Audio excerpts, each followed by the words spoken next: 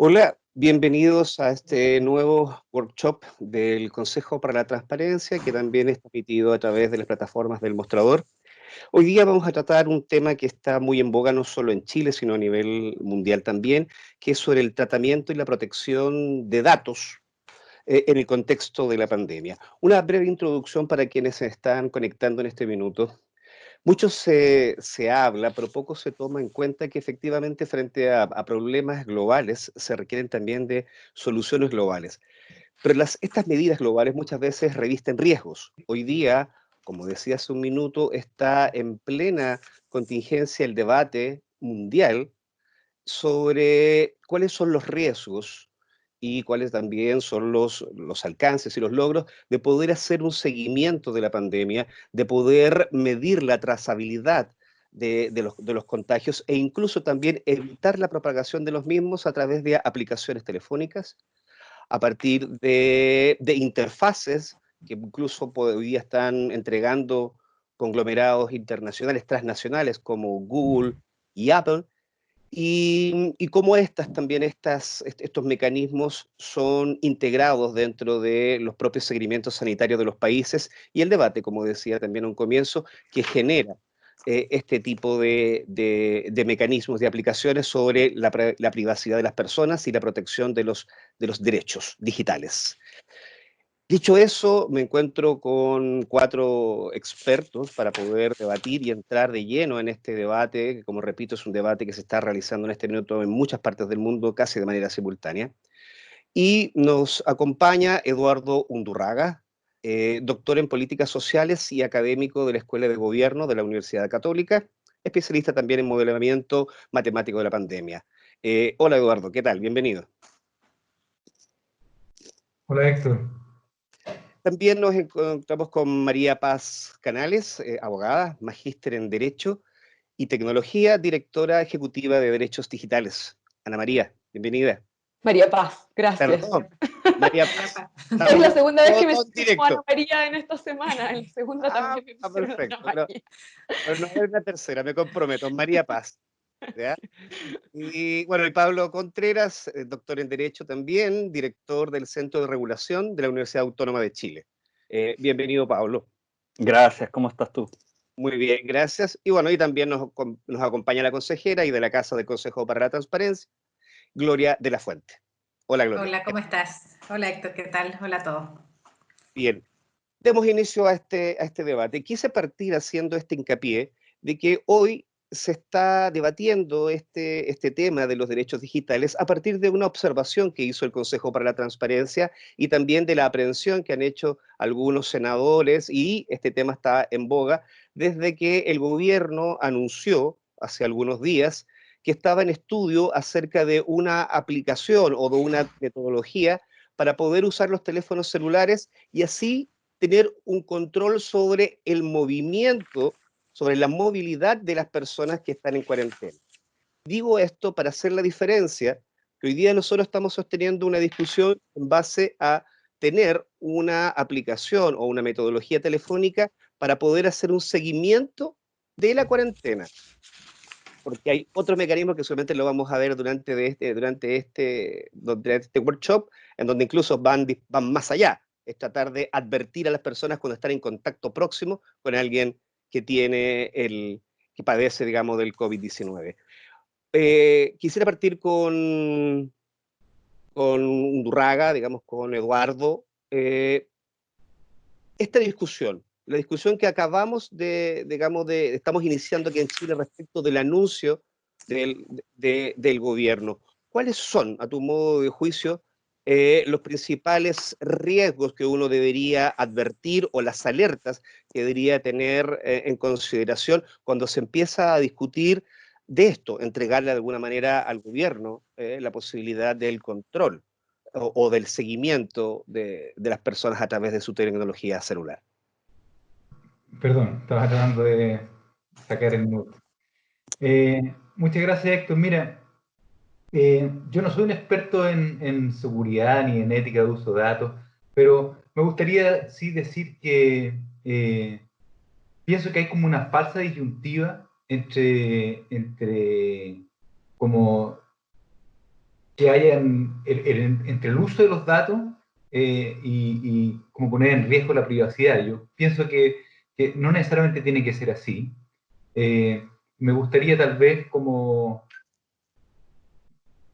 traer una analogía que hizo un amigo que me hizo mucho sentido, que me decía, llevamos mucho tiempo hablando de inteligencia artificial, de big data, deep learning, todas estas palabras de moda, ¿no? Y en realidad lo que ha hecho esta epidemia es que ha sido como, le ha dicho al emperador que está desnudo, que está pilucho, en el sentido de que nos falta lo más básico, que es datos de buena calidad y una infraestructura de datos del Estado que sea más integral, que permita trabajar con mejores datos. No solamente por esta pandemia, a mí me gustaría decir que, al menos en mi opinión y en la opinión de muchos académicos que tú puedes preguntarle, el acceso a la información de datos administrativos en general es muy complejo. A pesar de que existe como todo el acceso formal, ¿cierto?, a través de la ley de transparencia, y que es lo que hace el Consejo de Transparencia, y que está esta solicitud formal de 20 días que te tiene que contestar, pero lo que pasa en la práctica es que si bien han habido muchos avances, o sea, no quiero decir que es todo malo, pero en la práctica lo que pasa es que muchas veces te contestan que los datos que tú requieres distraen al servicio sus funciones, o están en causales de reserva, o necesitan más antecedentes, o te entregan datos a un nivel de agregación enorme. Entonces, yo siento que estamos un poco en el peor de los mundos, en el sentido de que han habido muchos avances en el acceso a datos, pero también el uso de datos y el manejo de datos a nivel de gobierno es muy precario. Y entonces, por proteger los datos en general están poco integrados, entonces por protegerlos, por proteger la identidad de las personas, yo siento que muchas veces se corre el riesgo de aumentar precisamente el riesgo, ¿no? O sea, el hecho de que no hay una política única de datos, de que no hay una política integrada, de que cada ministerio, por ejemplo, trabaja con datos fragmentados, cuando tú pides registro administrativo al Ministerio de Salud, no te pueden dar los registros de otras partes. Dentro del Ministerio de Salud, por ejemplo, tampoco se pasan datos de unos a otros, hay una serie de restricciones. Todo, al final, es tan complejo el sistema, está tan fragmentado el sistema de datos, que es muy difícil poder decir algo útil desde la academia. Yo digo que los datos administrativos tienen un valor enorme, tienen un valor público enorme, pueden hacer mucho bien, y sin ir muy lejos hay el ejemplo del Ministerio de Educación, por ejemplo, extraordinario, en el sentido de que te dan datos desagregados a nivel individual. Tú los datos CIMSE, por ejemplo, los ves a nivel de alumnos, con antecedentes de sus familias, con antecedentes de los colegios, y eso ha enriquecido muchísimo la discusión, por ejemplo, sobre educación, sobre segregación, sobre desigualdad, sobre las diferencias que hay entre colegios municipales subvencionados y privados. Entonces, hay un ejemplo aquí, en nuestra casa, no hay que mirar afuera. Hay un ejemplo en nuestra casa de datos desagregados, donde hay una política establecida, donde son transparentes, donde tú tienes que inscribirte en un registro y te entregan los datos a nivel individual, no pone en riesgo a nadie. Y eso ha generado mucho bien. Ha enriquecido la discusión política, ha enriquecido la discusión de políticas públicas, ha enriquecido lo que sabemos nosotros en Chile sobre educación, pero además lo que sabe el mundo sobre educación, sobre todo esto de los vouchers, ¿cierto? El subsidio a la demanda, etc. Entonces, como la pregunta más bien, perdona que como amplíe un poco, Sí, sí, sí. que la contingencia, pero la pregunta que a mí me gustaría poner sobre el tapete es cómo definimos una política de datos, reconociendo que los datos son un bien público, ¿no? O sea, que tienen el potencial de generar mucho bien. ¿Cómo generamos una política de datos integrada, única del Estado, donde justamente las universidades generen este valor adicional? Y también el sector privado, digamos, no solamente las universidades. Entonces, ese es como el mensaje. Y no sé si me alargué mucho, pero te puedo dar un montón de ejemplos también. Sí, mira, yo creo que el tema lo vamos a ir dando vuelta, pero creo que das la entrada perfecta para que tal vez María Paz también empiece a esbozar, digamos, lo que ella quiera también aportar en esta discusión, tomando un poquito de la base lo que tú acabas de decir. ¿Cuál debería ser esta política de datos que deberíamos tener? Es decir, esa pregunta debiese estar antes de la discusión que estamos realizando hoy en día, María Paz. Bueno, muchas gracias por la invitación, encantada de estar participando acá y sobre todo escuchar diferentes perspectivas sobre este tema que en realidad, como dice Eduardo, es algo que nos debió haber preocupado desde mucho antes. Es lamentable que estemos teniendo esta discusión en este contexto de emergencia, digamos, habiendo tenido muchas posibilidades de abordar los dos aspectos que son como los más relevantes dentro de esta discusión. Uno, el que ya ha planteado Eduardo, que es el tema del acceso a los datos y tener políticas, digamos, de gobernanza de datos que permitan facilitar el uso de esos datos por parte de entidades académicas, por el mismo Estado, por entes privados.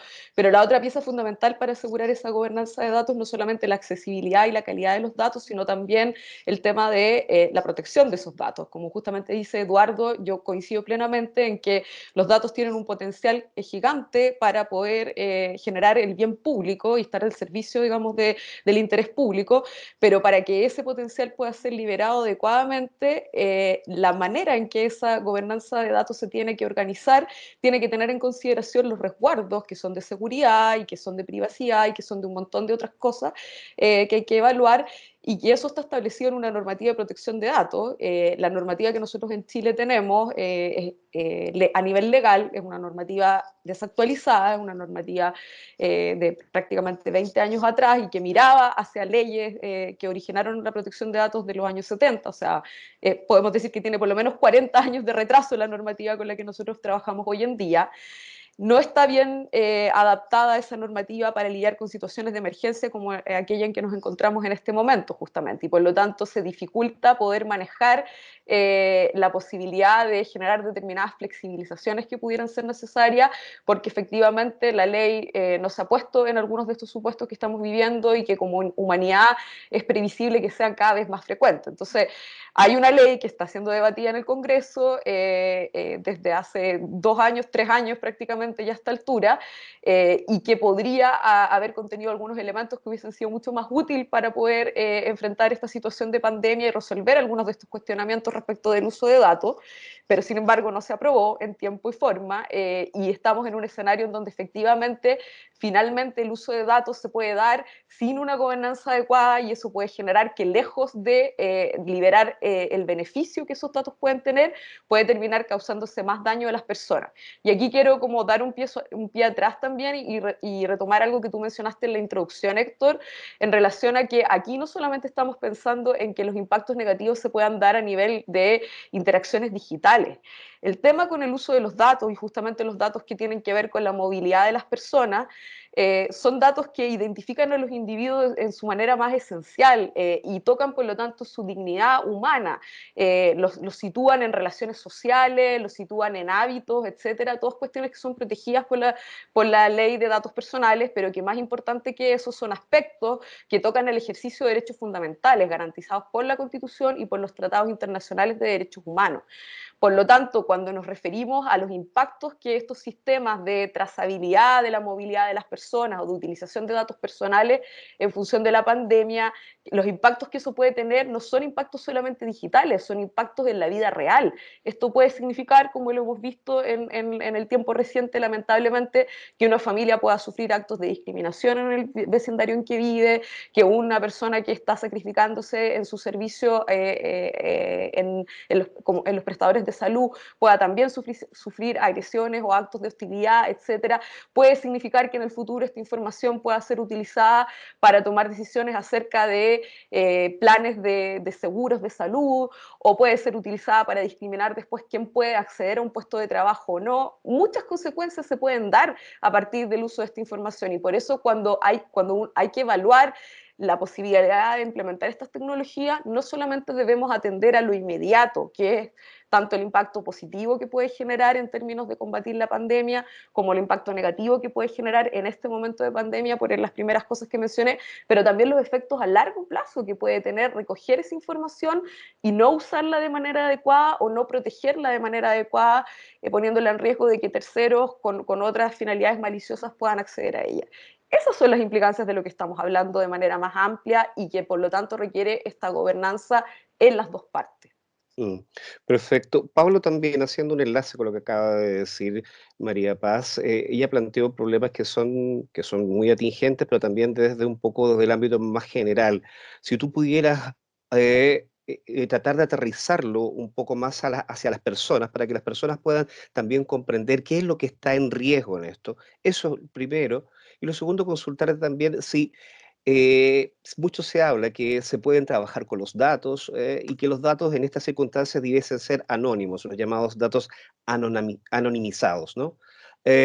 ¿Cómo se puede preservar, cómo se podría de alguna manera avanzar en el uso de una tecnología que permita, en este caso puntual, poder controlar y combatir la pandemia sin afectar estos derechos que son derechos, que son garantías constitucionales, como la privacidad de las personas?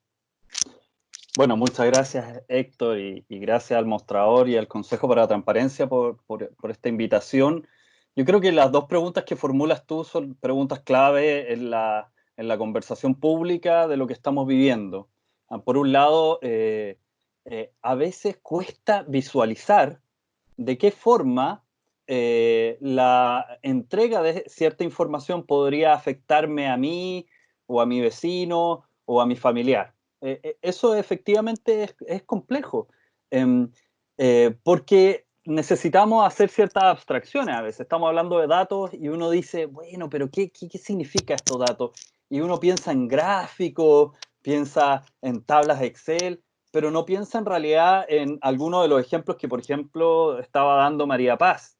Pero pensemos en un dato que es crítico para el manejo de la pandemia, que es el dato de personas contagiadas.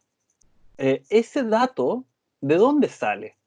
Sale de un test médico, de una consulta, de una certificación, de una prestación sanitaria. ¿Y dónde se aloja? Se aloja en una ficha clínica.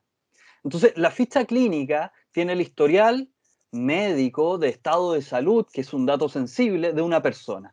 Entonces, cuando uno dice, tus datos, tu información médica está contenido en una ficha clínica y esa información es parte de la información que se usa en el manejo de la pandemia, ahí tú empiezas a entender, ok, entonces mi ficha clínica no solo está si me dio negativo el test, sino si tengo, por ejemplo, si tuve un aborto, si tengo virus VIH, si tengo otras enfermedades, etc. Entonces uno dice, esta información es sumamente sensible. ¿Queremos divulgarla? Sí, no, ¿cómo se debe manejar?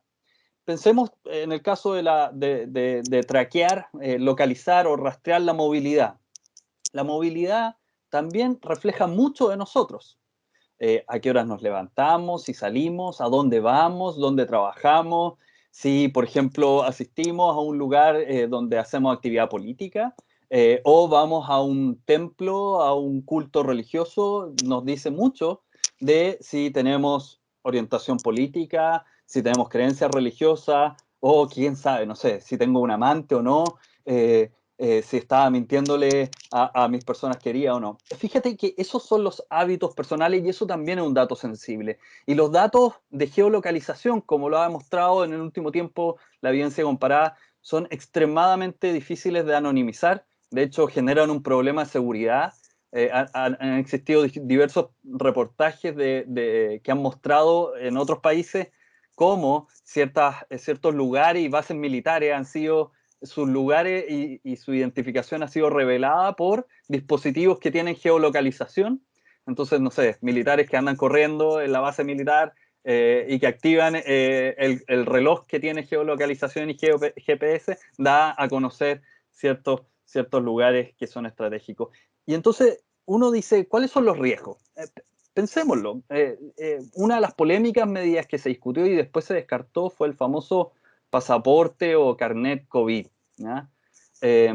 Bueno, si a ti te obligan a utilizar eso, en cualquier sea el formato, desde un carnet físico hasta un registro digital, eso después efectivamente puede dar origen a discriminaciones futuras, no solo en lo evidente, en lo inmediato, que puede ser, por ejemplo, acceder a un trabajo, ser hostigado o no en el vecindario, sino que a futuro.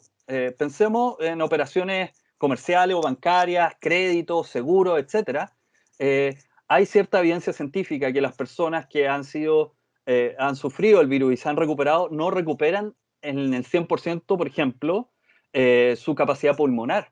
Entonces, ese dato de salud te sirve para proyectar ciertos riesgos en la capacidad de pago de ese futuro consumidor. ¿Te fijas? Entonces, eso te eleva la prima de un seguro, de un crédito hipotecario, etc. De eso estamos hablando, de que tu actividad diaria y tu configuración como persona puede estar predeterminada por quién accede a esa información o no. Y cuando hablamos de la segunda parte de tu pregunta, de los riesgos y de los problemas de la anonimización, esto es clave porque fíjate que la ley de protección de datos personales y toda la batería de protección de datos personales requiere que la información sea de una persona identificada o identificable, ¿ya? Si no es una persona natural identificada o identificable, entonces no se aplica la ley de protección de datos personales. Y entonces, si tenemos un dato anónimo, un dato que disocia la información de la identidad de un titular determinado, es decir, es un dato que no lo podemos anclar a una persona específica, cuando estamos en el ámbito de los datos anónimos podemos hacer mucho con esa información. Pero ese es el eje clave. ¿Cómo determinamos que efectivamente es imposible o es muy difícil volver a identificar a esa persona? Porque el problema está dado ahí.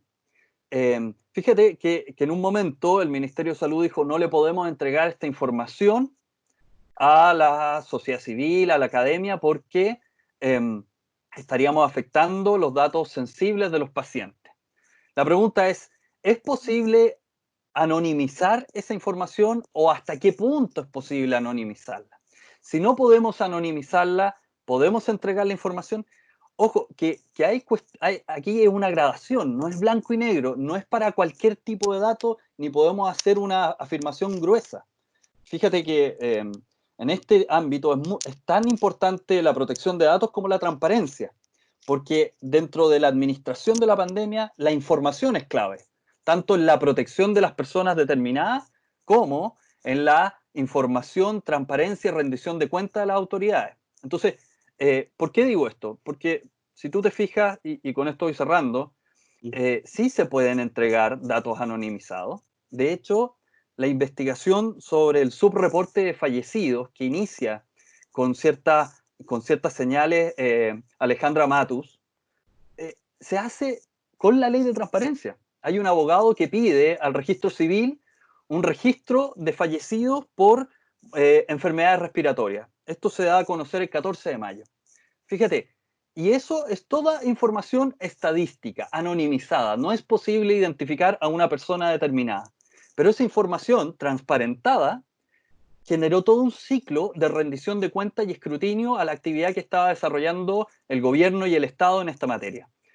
Después el registro civil dijo que iba a explicar esto, dio un comunicado, después Espacio Público, un think tank, empieza a escrutar las cifras, a proponer correcciones, después el ministro de Salud, fíjense, el gobierno se vuelve responsivo y efectivamente dice, mira, tenemos que corregir la forma en que estamos entregando la información, y todo esto no pasa en ningún momento por afectar la información de personas determinadas. Entonces, ese punto entre la anonimización y disociación de personas determinadas es clave para determinar en qué momento tenemos que aplicar totalmente la protección de datos personales, reservar fichas clínicas, impedir que cualquier persona pueda acceder a ello, y qué parte de información es liberada para el control público, para la rendición de cuentas y para permitir un mejor manejo de la pandemia. Muy buen pase también para Gloria. Gloria, ¿dónde está ese punto que habla Pablo? ¿Dónde está el límite en el marco normativo entre la protección de los datos sensibles y también, digamos, los datos que se puedan manejar abiertamente? Había bajado el micrófono obedientemente como habíamos quedado. Bueno, primero agradecer la intervención de todos. Yo creo que estamos en un momento donde efectivamente, no solamente en Chile, en el mundo se está discutiendo sobre protección de datos personales, sobre acceso a la información pública. Parto concordando con lo que se ha dicho antes y creo que Eduardo tiene un punto respecto a una cuestión que finalmente se liga con la modernización del Estado, ¿no? Y que tiene que ver básicamente con no solamente la existencia de datos, sino que la posibilidad de que existan datos y que esos datos efectivamente sean en formato abierto, que sean en el fondo interoperables, y ahí yo creo que el Estado chileno tiene todo un desafío sin lugar a dudas, y creo que es un desafío que hay que tomar, ¿no? Ahora, sin perjuicio de eso, yo creo que nosotros nos encontramos justo en un momento donde nos pilla la pandemia, y antes con el estallido social la discusión no fue tan distinta, ¿no? Donde efectivamente nos damos cuenta que tenemos una ausencia en materia de legislación que nos permita proteger adecuadamente derechos que son fundamentales, tanto el derecho a acceso a la información pública como la protección de los datos personales. En el caso de la protección de los datos personales, además, recientemente reconocido, hace apenas 2 años atrás, en la Constitución Política y, sin embargo, con una norma del año 99 que no nos permite hacer claramente de manera adecuada protección de datos personales. Ahora, ¿por qué desde el Consejo para la Transparencia tenemos esta preocupación? Porque no solamente nosotros tenemos la potestad en materia de acceso a la información pública, sino que el artículo 33, letra M de nuestra ley, además nos faculta para hacer protección, para vigilar, al menos en aquellos que son sujetos obligados en materia de transparencia, la protección de los datos personales, de acuerdo a la normativa vigente. ¿Y qué es lo que nos hemos dado cuenta? Que efectivamente tenemos una serie de limitaciones en la normativa actual en materia de protección de datos y también algunas cosas que hemos recabado a propósito de la Ley de Acceso a la Información Pública que creo que nos obliga a tener que hacer las alertas necesarias y tratar de mejorar en esta materia. Por lo tanto, parto diciendo una cosa que me parece que es bien fundamental a propósito de las intervenciones que ha tenido en el Consejo en el último tiempo en esta materia. Nosotros no estamos en contra del tratamiento de datos. Y menos queremos entorpecer, evidentemente, la labor de la autoridad en el combate de la pandemia, porque finalmente esto significa costos en vida. Pero creemos que nuestro deber es velar porque se protejan los derechos fundamentales. Y cuando toda esta situación finalmente pase, queremos entender que avanzamos y no que retrocedimos en el respeto a esos derechos fundamentales. Y por eso, en el fondo, hemos hecho las intervenciones que hemos hecho. ¿Qué es lo que en la práctica entonces nos ha invitado? ¿Qué es lo que hemos estado mirando desde el Consejo? Algunas preocupaciones que tenemos a propósito de, por ejemplo, anuncios que se hacen, y me voy ahora, más que lo de acceso a la información pública, a lo que nos convoca el día de hoy, que es protección de datos personales. Aplicaciones, por ejemplo, que se anuncian, ¿no? Tú decías la de movilidad recién. Y efectivamente nosotros tenemos una norma que es tan precaria en términos del tratamiento de datos que en la práctica nos impide poder hacer una vigilancia correcta respecto a la información que ahí se sostiene, pese a que la ley nos entrega algunas herramientas. Y voy a algunos de los ejemplos. Primero, sobre las aplicaciones en materia de movilidad. Nosotros hemos dicho que es importante que exista formas en el fondo de poder anonimizar la información respecto a esto, porque se trata no solamente de datos personales, sino que además los datos de movilidad, incluso recuerdo la ley actual de geolocalización, son datos en la práctica sensibles, por lo tanto son datos que tienen un especial resguardo en la normativa y debieran tener un especial resguardo en la normativa. Y en la práctica eso hoy en día no sucede, ¿no? No tenemos una normativa que nos permita hacer esa vigilancia en el fondo con especial celo. Las aplicaciones de monitoreo global además hacen como decían anteriormente, rastreo de contagiados. Alemania, por ejemplo, tiene una aplicación donde se avisa a las personas si estuvieron cerca de personas que están contagiadas. Pero primero, Alemania tiene una normativa en materia de protección de datos que permite efectivamente garantizar derechos fundamentales y luego ese tipo de aplicaciones no guarda datos de manera centralizada, sino que más bien se guardan en los dispositivos de cada uno de los usuarios. Eso en la práctica no sabemos si está garantizado. Lo que hemos hecho nosotros, a propósito del anuncio de la autoridad, es solicitar la información, que es lo que nos corresponde por lo demás.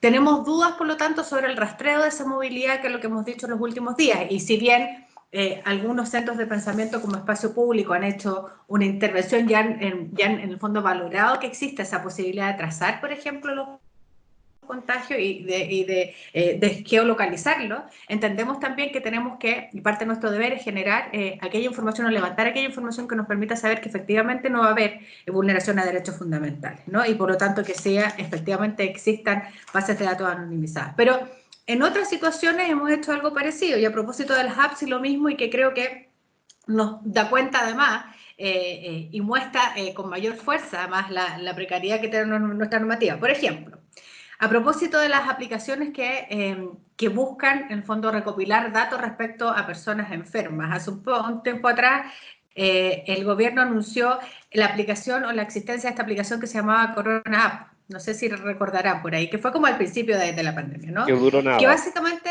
exacto. ¿Y qué es lo que buscaba esa aplicación? Claro, pero en la práctica bajó su intensidad por todos los cuestionamientos que se produjeron. Desde el Consejo, ¿qué tratamos de hacer? Efectivamente, generar las alertas en torno a, y una revisión además exhaustiva de lo que existían además los criterios nomás de datos que se establecían en las páginas web, y haciendo una revisión de qué pasaba.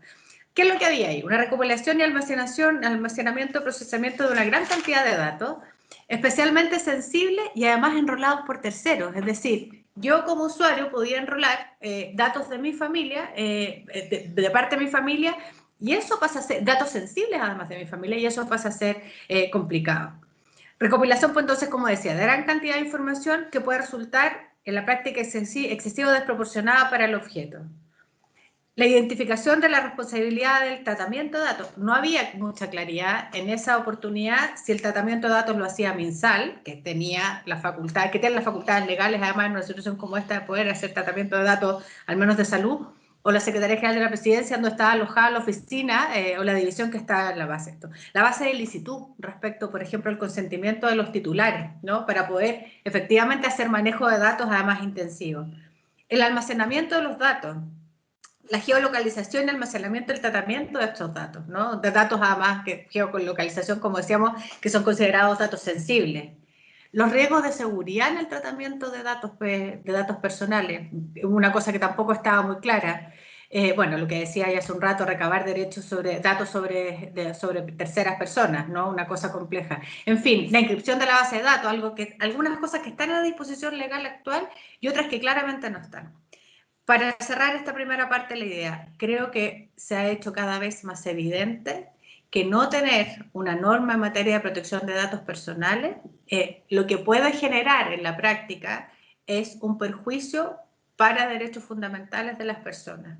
Ahí donde la necesidad de que exista apertura de datos es evidente, no existe una contradicción con proteger derechos fundamentales, particularmente cuando se trata de datos sensibles, porque tal como explicaba Pablo hace un rato atrás, en ausencia de una normativa clara que proteja esos derechos fundamentales, las personas, los individuos quedan muy vulnerables al tratamiento de esos datos por otras entidades o para otros objetivos, ¿no? Que puedan no respetarse. Y nos parece que eso es claro. Lo último que hicimos, o una de las últimas acciones que hemos hecho a propósito de la dificultad que ha tenido la norma en materia de protección de datos de avanzar sustantivamente, se encuentra apenas entrando al segundo trámite constitucional, y en una discusión que además ha sido larga en este país, que ha tenido más de una norma, además, y más de una propuesta, que es lo que hemos hecho, hacer una propuesta al menos de una ley corta, lo hicimos en abril de este año, para poder al menos establecer algunos parámetros claros que entendemos que ahora en ausencia normativa, más aún en la situación de pandemia, son muy claros, ¿no? O sea, son muy necesarios. El tratamiento de datos sensibles, con mayor claridad, derechos ARCOP, obligaciones en materia de seguridad de la información, la misma autoridad en materia de protección de datos, que todavía es una discusión que está pendiente, etcétera. Ahí hemos estado en esa discusión, pero bueno, después puedo contar un poco más cuáles son las propuestas que tenemos ahí elaboradas. Sí. María Paz, el consenso, al menos de esta primera vuelta, digamos, de las intervenciones, habla de que no supimos trabajarlo con la anticipación que se debía para la debida protección de los datos, sobre todo en materia, digamos, de datos sensibles.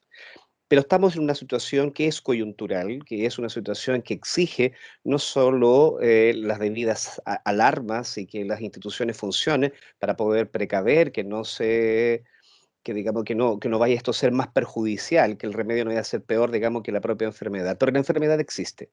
Y estamos en una situación de contingencia donde es necesario también avanzar hacia tecnologías que nos permitan ir apoyando a la autoridad sanitaria y para que la gente también en sus casas también tenga un mecanismo tal vez más fácil, como por ejemplo el uso de su teléfono, para poder controlar medidas. ¿Cómo hacemos? ¿Qué discusión? ¿Con qué rapidez debemos dar esta discusión para poder conciliar ambas cosas? La protección de los datos y también aprovechar la tecnología que disponemos para poder aplicarla ahora en el minuto.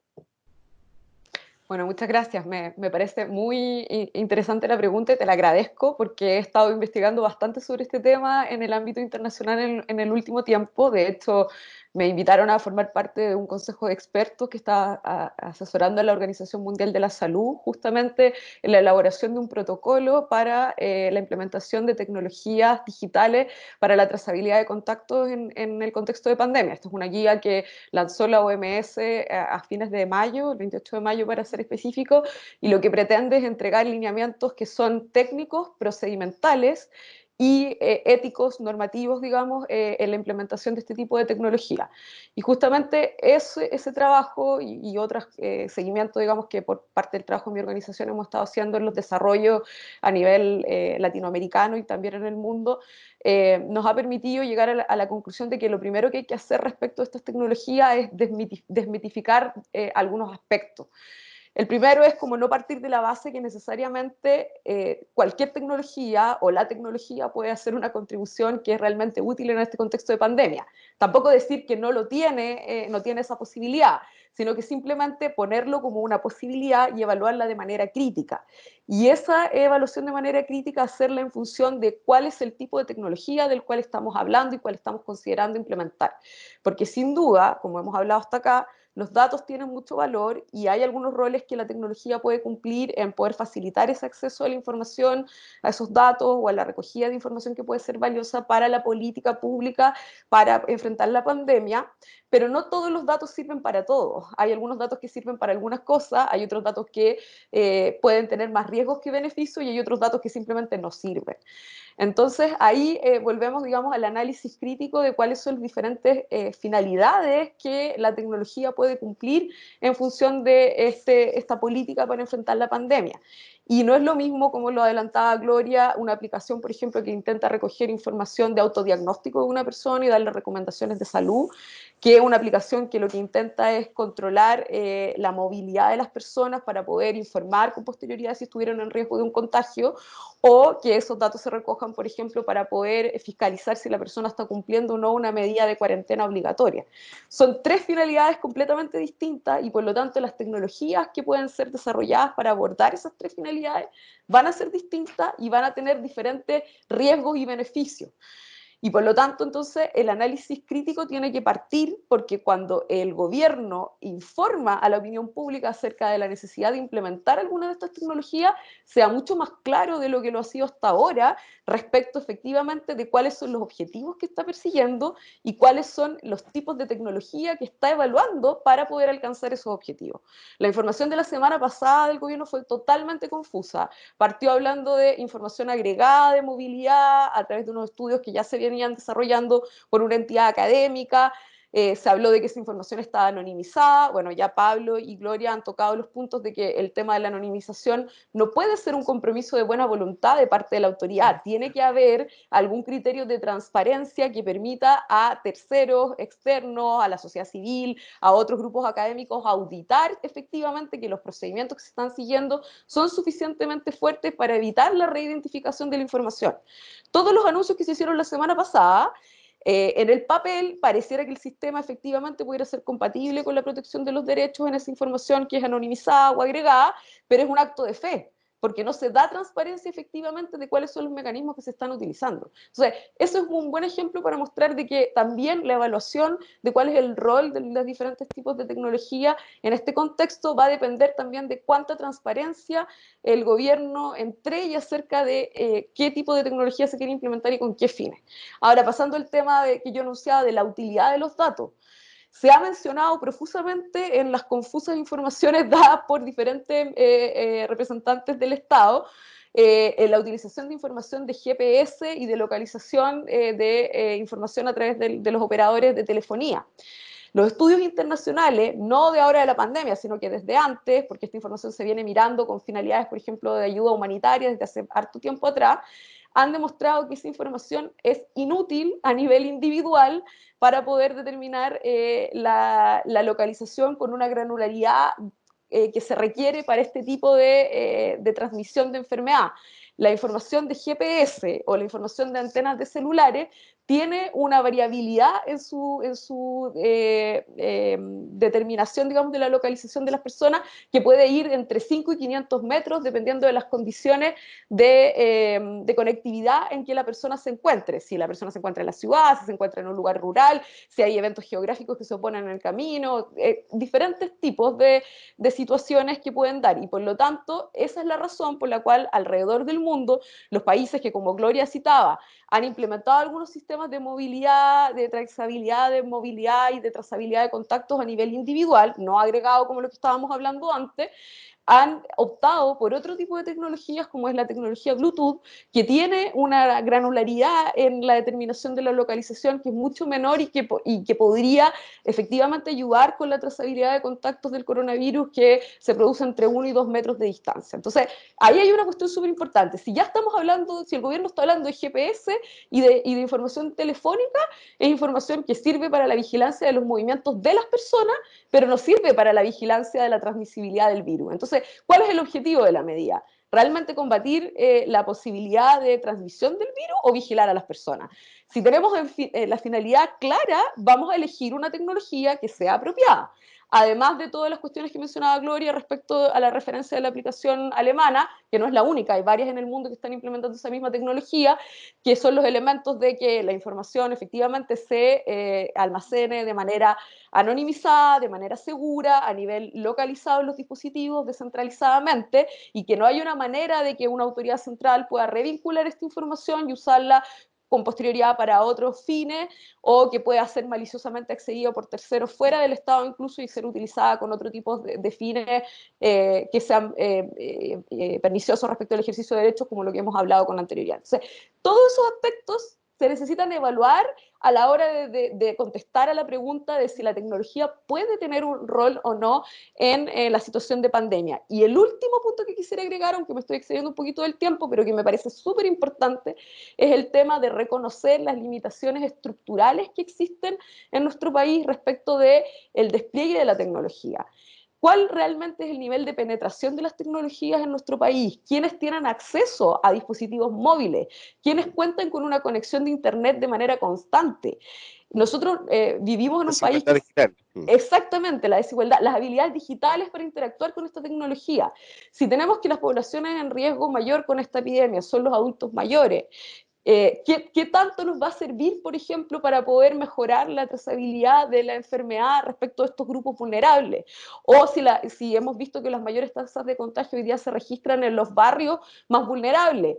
En esos lugares hay personas que tengan un dispositivo inteligente por cada individuo de la familia y con una conexión de Internet constante y estable para que realmente esa tecnología pueda contribuir al combate efectivo de la pandemia. Son esas las preguntas que hay que hacerse, porque si al final centramos los esfuerzos de política pública en el despliegue de tecnología que solo nos van a permitir visualizar a los sectores más acomodados de la población, estamos haciéndole un flaco favor a la política pública y a la destinación de los esfuerzos, tanto económicos como humanos, para el combate de la pandemia. Entonces, no neguemos el valor de la tecnología, pero pongámosla en su justa medida, digamos, en el lugar que le puede corresponder como un elemento que contribuye, y siempre y cuando todas estas preguntas sean contestadas de manera mucho más precisa de la información que hoy día tenemos disponible.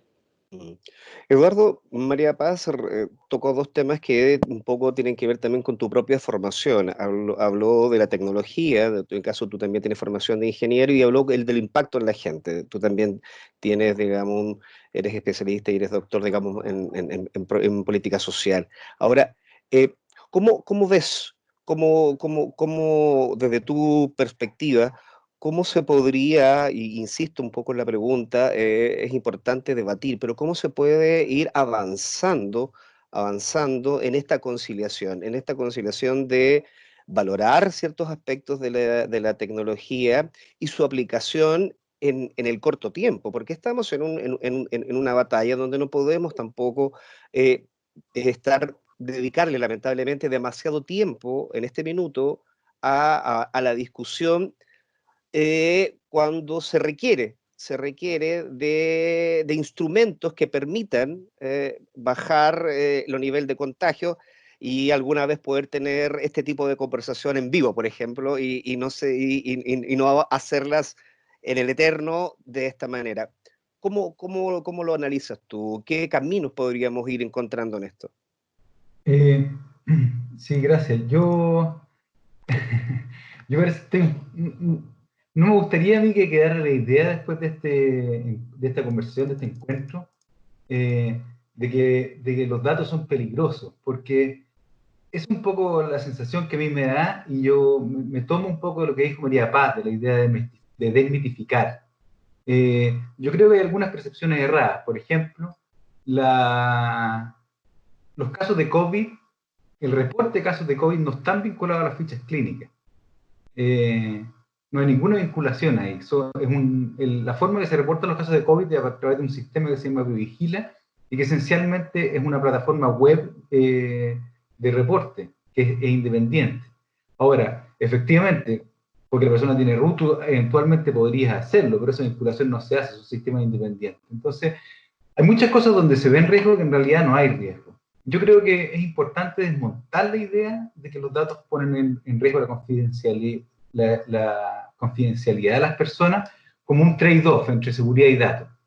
Yo diría, más bien, cuando uno le tiene miedo a los datos, es cuando se producen estos breaches de seguridad que nos ponen en riesgo a todos. Como lo vimos, efectivamente, lo que decía María Paz, esto de los datos geolocalizados de datos, hubo una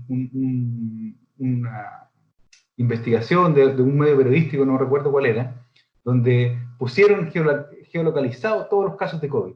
Yo estoy súper de acuerdo que eso es un muy mal uso de datos, porque ponen en riesgo a las personas. En eso yo creo que no hay que perderse. Lo que sí yo creo es que no hay que tenerle miedo a los datos en el sentido de que hay un montón de formas de anonimizar los datos de manera segura. Cuando tú tienes una administración central de datos, cuando tú tienes gente que conoce los datos, que son las personas que dan acceso a los datos, es gente que conoce datos, que trabaja con datos, que entienden el protocolo de seguridad, que saben que tú no podés mandar una base de datos por mail, que tú sabes que no puedes compartir una base de datos con Google Transfer. Por ejemplo, hay una cuestión increíble. Hay una serie de regulaciones que dicen que hay datos que no pueden salir del país. Pero sin embargo se los mandan todo el tiempo por Gmail. Por Gmail salen del país y vuelven a entrar. Entonces, oficialmente no salen del país, en la mentalidad de quien los usa, pero en realidad están saliendo. Entonces, pero es un problema como que hay una distancia entre la regulación de datos y realmente cuánto pueden hacer los datos. Déjame poner un ejemplo de un sistema de datos que funciona bien, que es el sistema de datos, por ejemplo, el Integrated Data Infrastructure de Nueva Zelanda. Que Nueva Zelanda, entre paréntesis, lo ha hecho muy bien en esta crisis. En parte porque tiene muy buen manejo de datos, en parte porque han sido transparentes desde el gobierno en la comunicación del riesgo de la epidemia. Pero ellos tienen... aquí estamos hablando de un análisis de datos que puede salvar vidas. Yo estoy súper de acuerdo que hay aplicaciones que no sirven para nada, en eso estoy súper de acuerdo con María Paz. O sea, cada tecnología tiene que ser evaluada en sí misma, ¿cierto? En su alcance, en su objetivo. En eso yo no podría estar más de acuerdo. Sin embargo, lo que sí me gustaría aclarar es que hay formas de anonimizar los datos y de encriptar los datos, de darle acceso, que están súper desarrolladas. Y aquí yo haría una distinción entre los datos que son para el manejo público, ¿cierto? De una pandemia, para que la gente entienda, por ejemplo, qué es lo que está pasando, dónde están los casos, cuáles son los factores de riesgo, cuáles son las comunas más afectadas, cuáles son las comunas que se mueven más y las que se mueven menos. Y por ese lado, mi impresión es que en comunicación, en comunicarlo, el gobierno lo ha hecho mal, pero en términos de acceso a datos, hay un buen acceso. Ahora, distintos son los datos que usan los investigadores. Y en eso es importante tener más granularidad, porque mejores datos te permiten mejores resultados. Hay un principio en la computación básico que se dice el GIO, que es garbage in, garbage out. O sea, si tú le metes basura a tu programa, no importa lo sofisticado que sea, te entrega basura. Entonces, por eso es tan importante los datos, porque estamos hablando aquí de que sirven para salvar vidas. No es una cuestión abstracta, es una cuestión bastante concreta. Entonces, en este sistema que tienen los neozelandeses, usan lo que ellos llaman los laboratorios fríos, donde tú tienes integrados todos los sistemas de datos de un montón de agencias del gobierno, de un montón de organizaciones gubernamentales, Ministerio de Salud, Ministerio de Hacienda, censo, encuesta, y los tienen en computadores fríos. ¿Qué es lo que quiere decir un computador frío? Son computadores que no están conectados a la red. Tú no puedes sacar esos datos. Y el gobierno de Nueva Zelanda nunca te da datos a ti para que te lleves a tu casa. Sino que lo que tú haces, te dan un computador frío con todos los datos, tú analiza, y después te puedes llevar los resultados. Entonces, y eso permite avanzar mucho, porque permite usar las capacidades instaladas del Estado en el análisis de datos de una forma que no es riesgosa, porque nadie tiene los datos. Lo que pasa hoy en el Estado, y esto lo saben, es un secreto a voces entre los académicos, la gente que conoce a alguien, que tiene un exalumno, que no sé qué cosa, tiene acceso a datos de distintos ministerios, no es solamente un ministerio, o distintos servicios públicos, y esos datos salen del Estado, la gente los analiza, es cosa de revisar publicaciones de los últimos 20 años, quién publica con datos administrativos y quiénes no, esos son los que tienen acceso. Pero el gobierno de Nueva Zelanda tiene un principio que se llama los 5 saves, que son gente segura, es decir, que los individuos están seguros, proyectos seguros, configuración segura, datos seguros y salida segura o resultados seguros. Y estos 5 saves aseguran, uno, que haya una especie de accountability entre la persona que hace la investigación, porque hay un registro único donde los investigadores se registran con su universidad, con su prestigio, con un sistema de puntaje, donde tú, en el fondo, si tú respondes bien al sistema, el sistema también te trata bien, en el sentido de que te ponen cada vez menos restricciones de uso. Y con distintos niveles de agregación de datos. Entonces, todo el mundo sabe lo que tú estás investigando, todo el mundo sabe quién eres y a qué institución estás afiliado, todo el mundo sabe que tú no puedes sacar los datos porque está en un computador frío, y todo eso es de conocimiento público. Y además tú postulas con tu proyecto, hay una comisión que se encarga de verificar que el proyecto sea seguro para todos, que no ponga en riesgo a nadie, que no ponga en riesgo a los individuos, y después tú no es que te trabajes en ese computador y te lleve resultados de inmediato, sino que los resultados quedan ahí, los analiza un sistema experto y después te los entrega. Una vez que se aseguren que no hay ningún... que tú mantengas este principio que llaman los neozelandeses, que es investigación para el bien común. Entonces lo que yo digo, estamos perdiendo una oportunidad enorme de salvar vidas, de entender cómo funciona nuestro país, de entender las desigualdades que hay en acceso a la salud, en acceso a la educación, en ingresos, quién paga impuestos, quién no paga impuestos, incluso, por ejemplo, cosas tan específicas como trayectorias primórdias de esquizofrenia. Tú puedes detectar, por ejemplo, la esquizofrenia, por ejemplo, ocurre, los primeros casos de psicosis ocurren alrededor de los 15 y 16 años. Tú podrías detectar eventualmente, usando datos del Ministerio de Educación, cuáles son esas trayectorias para ver quiénes son los chicos que están en riesgo. O sea, cosas tan específicas como esa. O, por ejemplo, entender cómo afecta el peso al nacer, o la contaminación atmosférica, el desarrollo cognitivo, ¿cierto?, de los niños 15 o 20 años después. Entonces, ese tipo de cosas, esas investigaciones se están haciendo en Nueva Zelanda hoy día. Son a nivel individual, pero no ponen en riesgo a nadie, y más bien le permiten al Estado tomar mejores decisiones. En el fondo yo digo, más transparencia es mejor para todos. Siempre recordando la seguridad, por supuesto, ese es el principio único. Pero yo creo es un error este contraste entre seguridad y uso de datos. Yo diría no. El buen uso de datos asegura mayor seguridad, porque no pasa lo que pasó de este tipo de datos que se filtran y que lo usa gente que efectivamente pone en riesgo a los demás, que es lo que ocurre hoy en Chile. En el fondo, como hay tantas restricciones, como están los datos desagregados, como está todo fragmentado por distintos ministerios, como no hay una política clara, centralizada y unificada de los datos son, uno, las investigaciones son mucho más pobres, dos, sabemos mucho menos de lo que podríamos saber, tres, acceden a los datos solamente las personas que tienen santo en la corte, dijéramos, no exclusivamente, por supuesto que funciona la ley de transparencia, etcétera, pero no siempre. Y cuatro, hay mucho mayor riesgo para los individuos porque está todo el sistema fragmentado. O sea, yo diría, esas restricciones ponen más riesgo a los individuos que menos restricciones con un sistema de datos unificado, con gente que conoce de datos y que puede poner filtros de anonimización adecuados. Eso lo hace, por ejemplo, sin ir más lejos, el Instituto Milenio de Fundamento de los Datos se dedican a eso. Tiene 18 investigadores expertos en datos de nivel mundial que se dedican a proteger datos. Ellos deberían estar manejando datos. Ese tipo de personas, no ellos específicamente, sino que ese tipo de personas me refiero. Ellos deberían estar trabajando codo a codo con los reguladores para tener una mejor ley que proteja a los individuos, pero que también genere todo el potencial de todos los beneficios, todo esto que llaman los neozelandeses la investigación para el bien común. Yo encontré un concepto clave. Bueno, precisamente ese Instituto Milenio de Fundamento de los Datos fue los que se retiraron de la submesa de datos de COVID-19 porque específicamente, digamos, no estaban recibiendo la información en la calidad que ellos esperaban y por esa razón también hubo sus problemas.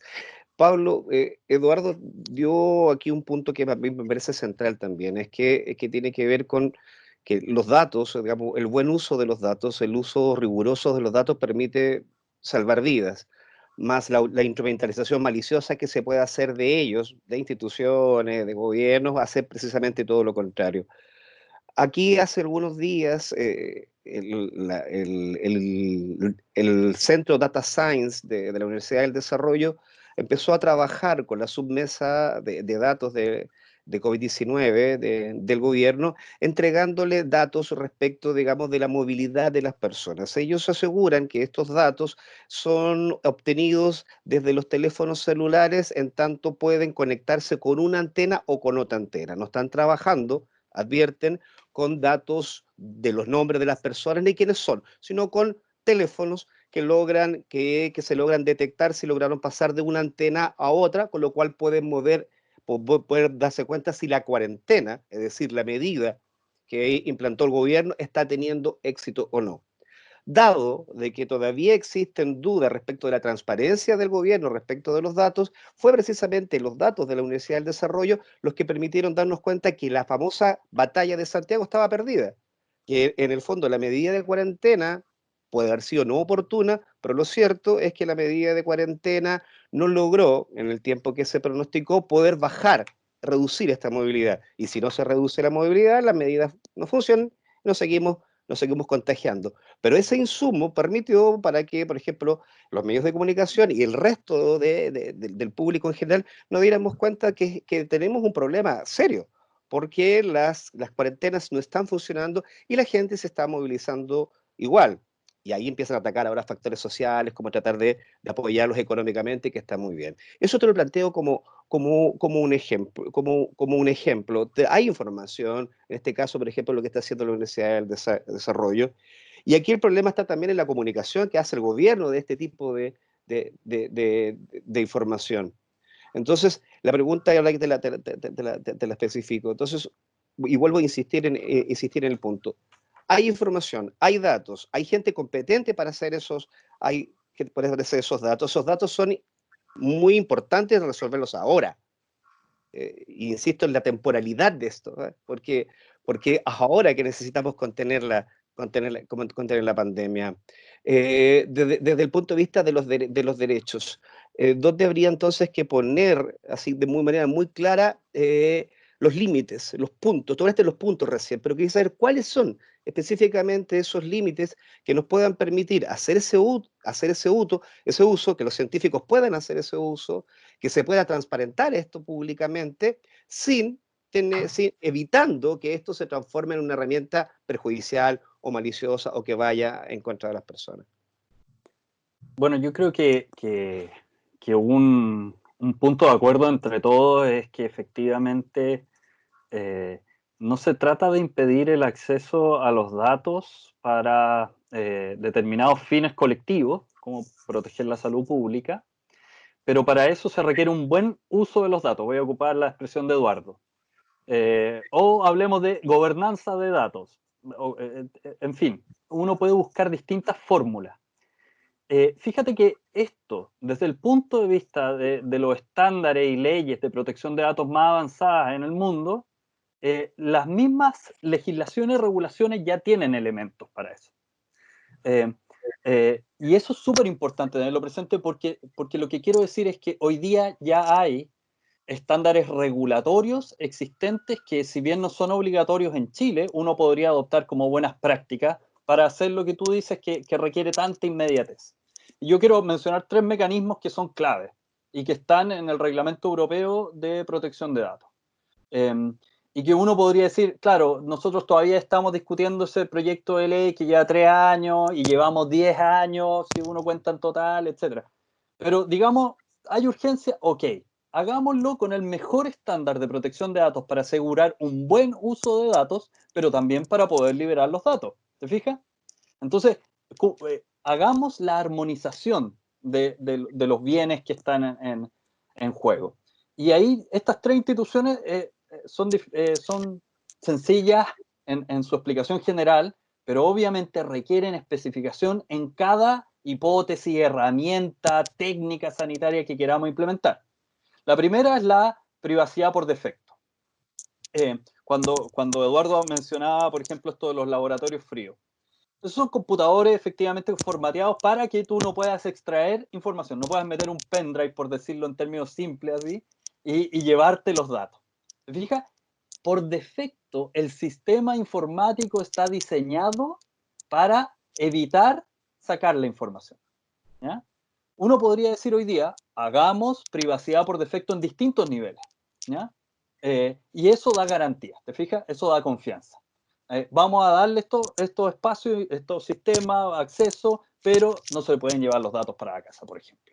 Eso es privacidad por defecto, eso está en el Reglamento Europeo de Protección de Datos. Después tenemos la privacidad por diseño. O sea, defecto y diseño en algunos niveles se mezclan, pero quiero tratar de ser súper claro. Esto, por ejemplo, lo propuso Jessica Matus, que es presidenta de Datos Protegidos, como la forma de armonizar los problemas que están en cuestión. Entonces, uno dice, ¿cuáles son los datos que yo quiero recoger con una aplicación? Y entonces voy a ser súper celoso de que esa aplicación solo recoja los datos que son estrictamente necesarios para combatir la pandemia. Y cuando uno dice eso, está pensando en un sistema, en una aplicación que por defecto va a empezar a proteger los datos personales. Déjame ponerlo en el debate de las apps que planteaba María Paz. Si tenemos en Alemania una versión descentralizada que incluso llegó a convencer a los ingleses, los ingleses se acaban de cambiar a la versión descentralizada, eso es un modelo de configuración de la aplicación que por defecto tiende a proteger los datos personales porque no genera una base de datos única en manos del Estado, sino que descentraliza la información, etc. Entonces uno puede tener ese tipo de modelos y ya existen, no hay que reinventar mucho la rueda en este punto. Y después tienes la evaluación de impacto en materia de tratamientos de datos personales. ¿Qué datos estás tratando? ¿Cómo lo estás tratando? ¿Qué estás haciendo? Revisemos antes de llegar y tirar la cuestión. No lo hagamos a tontas y a locas.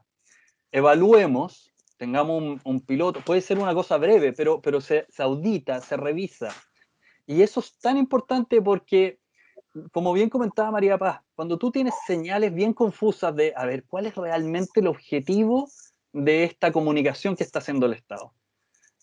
Uno dice, a ver, hagámosle una evaluación de impacto en el tratamiento de datos para saber efectivamente qué es lo que quiere hacer, si va a cumplir ese fin, si está tomando los datos estrictamente necesarios o no, etc. ¿Ah? No es que queramos impedirlo, ¿se fijan? Queremos hacerlo bien. Y eso es una cuestión clave. Fíjate que en Noruega, por ejemplo, la semana pasada avisó que estaba suspendiendo, la Autoridad de Protección de Datos estaba suspendiendo el uso de la aplicación de su Corona App, ¿ah? Porque decía que en este nivel ya no es necesario un tratamiento tan masivo de datos sensibles, etc. Eso significa que no es una decisión estática tampoco, sino que es dinámica y que uno puede ir cambiando. Pero para eso tienes que tener este ecosistema de garantía. Tienes infracciones duras para los abusos. Tienes una agencia especializada que puede fiscalizar eso. Entonces, cuando pones el ejemplo de la Universidad del Desarrollo, que puede ser cualquier otra universidad, lo mismo, eh, uno aquí tiene que asumir el acto de fe de que un privado, una compañía de telecomunicaciones, le entrega a otro privado, una universidad, información o le da acceso a cierta información y que se está protegiendo los datos personales.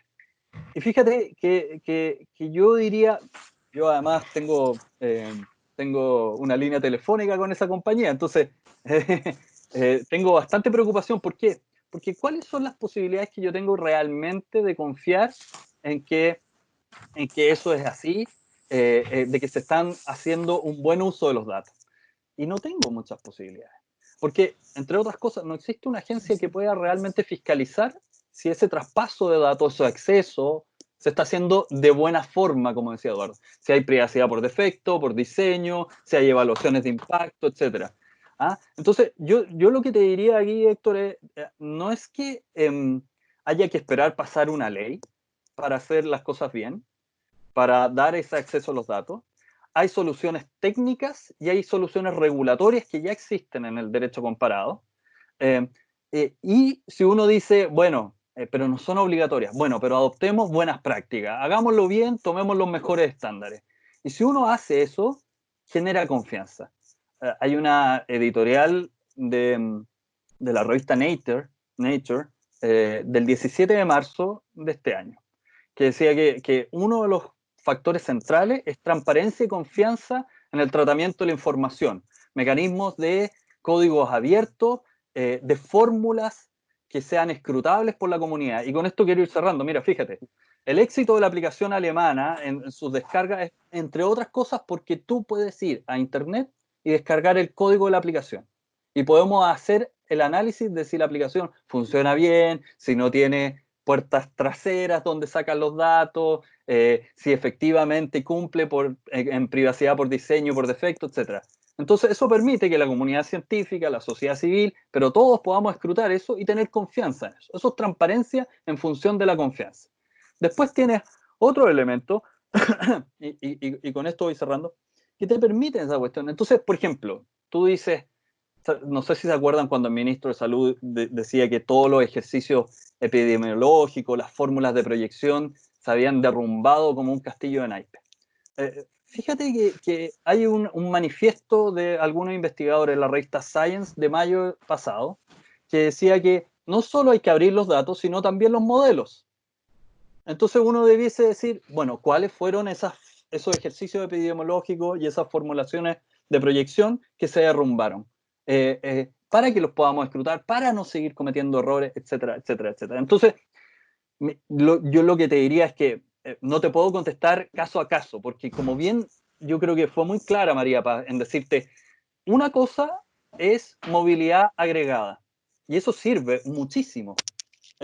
Por ejemplo, para determinar si los cordones sanitarios funcionan, si las cuarentenas funcionan, o tienes más problemas para fiscalizar en una comuna, en otra. Los carabineros, las Fuerzas Armadas son recursos limitados. Obviamente no puedes fiscalizar todos los movimientos. Para priorizar y focalizar requieres ese tipo de datos. Pero eso es un tratamiento, ¿te fijas? Y para eso tienes determinados mecanismos de garantía y resguardo. Y después tienes, si tú quieres hacer, porque podrías hacerlo, inventemos brazaletes electrónico o telemático para ponérselo a cada persona contagiada. ¿Te fijas? Es una medida súper extrema y súper invasiva. Bueno, a ver, evaluémoslo. ¿Hay facultades legales o no? ¿Se está haciendo bien?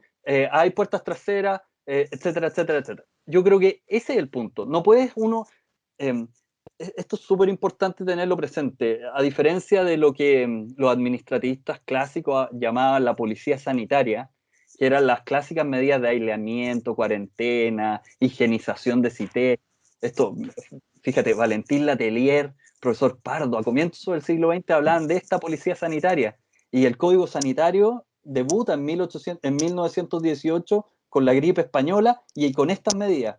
Hoy día hay una diferencia cualitativa con esa policía sanitaria, que es el eje de información, tanto en el nivel de protección de datos como en el nivel de la transparencia.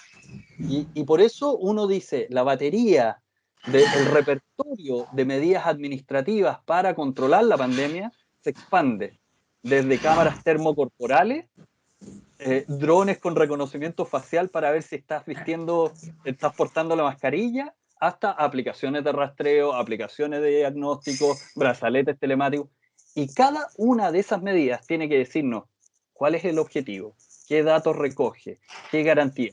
Y cuando tú le aplicas ese test, ese estándar, a ese tipo de cuestiones, tú después tienes transparencia de qué es lo que se hace.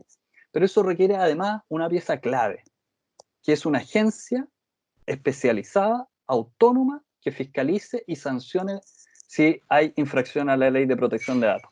Y eso es lo que hoy día en Chile no tenemos, y por eso no podemos tener esa garantía y esa confianza. Perfecto, Pablo. Vamos a dar paso a la última intervención, que estamos ya superados en el tiempo. Gloria, tú habías adelantado y has dejado para el final varias medidas que no teniendo esta agencia en este momento, como bien lo menciona Pablo, ustedes están cumpliendo este rol. Entonces, ¿cuáles son esas medidas como para poder también ir cerrando el workshop? A ver, primero agradecer la intervención de todos, dado que es la última intervención, agradecer la intervención de todos. Yo creo que estos son temas que a veces parecen tan lejanos de la ciudadanía, ¿no? La pandemia nos hizo encontrarnos de golpe con que efectivamente discutir de estas cosas no solamente tiene que ver con un debate que le importa a un grupo de expertos, esto tiene que ver con un debate que le importa a la ciudadanía porque tiene que ver con derechos fundamentales. Y tener regulaciones adecuadas nos puede permitir claramente salvar vidas, tanto en materia de acceso a la información y a la existencia de datos adecuados, oportunos, interoperables, como a regulaciones adecuadas respecto a la protección de los datos personales y sensibles. Y ahí yo creo que nosotros desde el Consejo estamos convencidos hace harto rato ya, a propósito de la propia experiencia que tenemos en materia de protección de datos en el articulado que señalaba en materia de transparencia, que nosotros tenemos la posibilidad de hacer eso y que además esto es una deuda no solamente respecto a los debates generales en materia de protección de datos personales, es una deuda específica que tiene que ver con situaciones tan complejas como la que tenemos hoy en día. ¿Qué es lo que nosotros hemos propuesto? Asumiendo que tenemos la absoluta necesidad cada vez más evidente en contexto de pandemia, pero también el día de mañana en contextos electorales, donde existen tratamientos de volúmenes muy importantes de datos y que pueden marcar, vimos el caso de Cambridge Analytica, por ejemplo, hace un par de años atrás, que pueden marcar a veces las decisiones o los derroteros de los sistemas políticos de los países. Entonces, entendemos que tenemos una necesidad de avanzar de manera adecuada en la normativa que tenemos ahora. Ahora, en ausencia de eso, al menos en el contexto de pandemia, y por eso levantamos la posibilidad de tener una regulación corta en esta materia, al menos en el contexto de esta pandemia hemos identificado que al menos necesitamos algún tipo de regulación en algunas materias bien concretas. Primero, más allá que hoy en día la norma actual reconoce los derechos ARCO, creemos que falta una especie de sistematización de esos derechos y darle cierta coherencia y además garantizar su gratuidad. Entonces, una normativa en derechos de acceso, de rectificación, de cancelación, oposición, portabilidad, que nos parece bien clave. Segundo, creo que tenemos que, y más allá de que algunas legislaciones específicas, por ejemplo en materia de salud, habiliten el tratamiento de datos sensibles, nosotros creemos que hay que hacer un zoom en esta discusión y a veces entender que hay una discusión de interés público que es relevante y que además hay, como decía Pablo y decía también bien María Paz, en el contexto internacional ya nosotros tenemos algunas señales y algunas cosas de las cuales podemos aprender. El Reglamento Europeo de Protección de Datos es para nosotros una señal respecto a cómo se debieran hacer ciertas cosas, ¿no? El GDPR. Una norma especial para tratamiento de datos biométricos. Se ha discutido a propósito del caso de la pandemia, lo señalaba Pablo hace un rato atrás, la posibilidad de hacer tratamiento de datos biométricos. Bueno, y en ausencia de legislación, en el fondo, ¿cómo se hace? ¿No? Y entendemos que ahí hay una necesidad concreta y expresa de poder avanzar. Obligaciones en materia de seguridad de la información, porque una cosa es recopilar la información, pero otra cosa es garantizar la seguridad respecto a la existencia de esa gran cantidad de datos, ¿no? Y la posibilidad efectivamente de garantizar la seguridad en términos de su almacenamiento. Y con especial énfasis en algo que en el fondo nosotros hemos generado una jurisprudencia del Consejo a propósito de solicitudes de acceso a la información, pero que en rigor no existe la ley actual en materia de datos personales o de protección a la vida privada, que es los datos de niños, niñas y adolescentes. Hace poco tuvimos un caso a propósito del traspaso de información de Sename a ANI, ¿no? Y lo complejo que puede ser el traspaso de esa información, más aún en ausencia de regulación. Creemos que tenemos que avanzar en generar una regulación correcta y adecuada en torno a los datos, particularmente de niños, niñas y adolescentes que consideramos que son relevantes. El control de las violaciones en materia de brechas de seguridad, que también es importante y que tampoco está suficientemente regulado, digo, porque además nuestra legislación es muy antigua, no se hizo cambio tampoco, no se hizo cargo del cambio tecnológico tampoco, ¿no? La autoridad de control, que lo han mencionado todos en el fondo, y es bien clave eso también. ¿Quién aplica, quién investiga las infracciones, o que establece las infracciones, quién establece los procedimientos, quién establece las sanciones, quién regula, quién fiscaliza? Es hoy en día un vacío en nuestra legislación.